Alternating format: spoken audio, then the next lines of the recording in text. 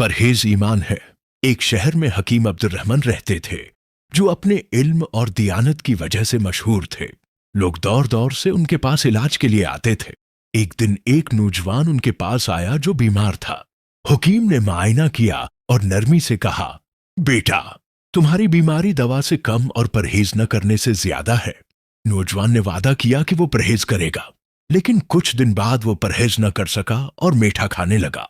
कुछ दिनों बाद उसकी हालत पहले से भी खराब हो गई। वो शर्मिंदा होकर दोबारा हकीम के पास गया। हकीम ने पूछा, बेटा, क्या तुमने परहेज नहीं किया? नौजवान ने कहा, जी नहीं, मैं मीठा ना छोड़ सका। दवा जिस्म को ठीक करती है, मगर परहेज रूह को मजबूत करता है। ईमान भी परहेज से महफूज रहता है। अगर इंसान गुनाहों से परहेज करे तो ईमान सलामत रहता है। नौजवान की आंखों में आंसू आ गए। उसने कहा, अब मैं सिर्फ दवा नहीं बल्कि परहेज को भी जिंदगी का हिस्सा बनाऊंगा। परहेज ने उसे सेहतमंद और खुशहाल बना दिया। हकीम अब्दुर्रहमान अपने मरीज को सेहतमंद देखकर मुतमईन हुए। अब नौजवान ने परहेज को अपनी इबादत का हिस्सा बना लिया।